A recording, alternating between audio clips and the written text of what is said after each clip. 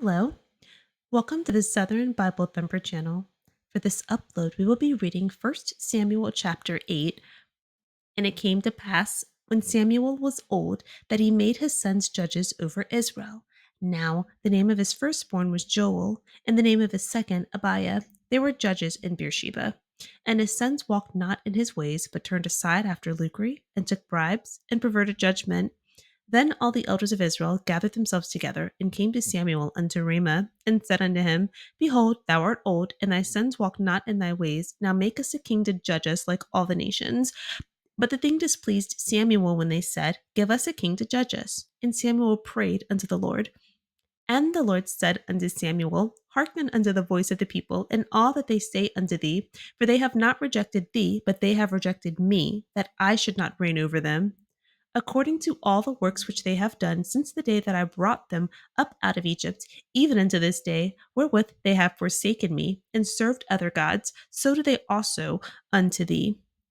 Now therefore, hearken unto their voice, howbeit, yet protest solemnly unto them, and shew them the manner of the king that shall reign over them. And Samuel told all the words of the Lord unto the people that asked of him a king. And he said, This will be the manner of the king that shall reign over you. He will take your sons, and appoint them for himself, for his chariots, and to be his horsemen, and some shall run before his chariots. And he will appoint him captains over thousands, and captains over fifties, and will set them to ear his ground, and to reap his harvest, and to make his instruments of war, and instruments of his chariots. And he will take your daughters to be confectionaries, and to be cooks, and to be bakers. And he will take your fields, and your vineyards, and your olive yards, even the best of them, and give them to his servants. And he will take the tenth of your seed and of your vineyards, and give to his officers and to his servants. And he will take your men servants and your maid servants, and your goodliest young men and your asses, and put them to his work. He will take the tenth of your sheep, and ye shall be his servants. And ye shall cry out in that day because of your king, which ye shall have chosen you. And the Lord will not hear you in that day. Nevertheless, the people refused to obey the voice of Samuel, and they said, Nay, but we will have a king over us, that we also may be like all the nations, and that our king may judge us, and go out before us and fight our battles. And Samuel heard all the words of the people, and he rehearsed them in the ears of the Lord. And the Lord said to Samuel, Hearken unto their voice, and make them a king.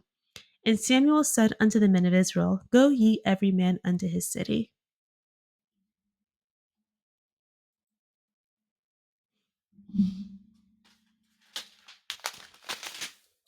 Summarizing 1 Samuel chapter 8.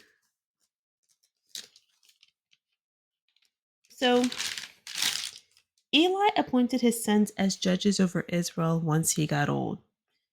And we learned the names of his two sons. We also learned that his sons were wayward.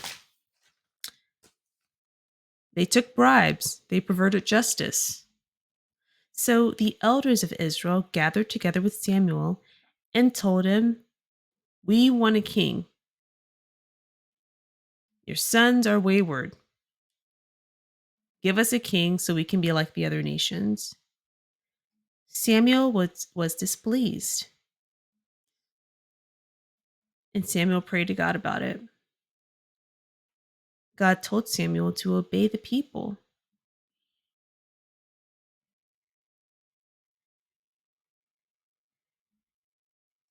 God tells Samuel to help Israel have a king appointed. God tells Samuel that Israel is rejecting God and not him. So, verse 9, God says, Obey their voice, but warn them. Tell them about the ways of the king who's going to reign over them. So Samuel warns them. He tells them that the king is going to appoint your sons to do menial, life-threatening tasks. They will make your sons reap his harvest, and they will make your sons create instruments of war. He will make your daughters be perfumers, confectionaries, or people that make perfume. He'll also take your daughters to be cooks.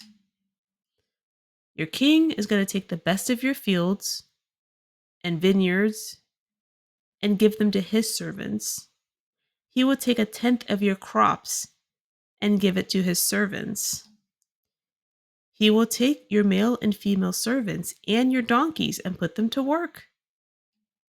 He will take a tenth of your flocks and you're going to be slaves to him. And then you're going to cry out to God for help and he's not going to answer you. But Israel insisted on having a king that they may be like the other nations. Israel believes that the king is going to go and fight their battles. So Samuel heard these words. He told God about it. And God told Samuel to obey.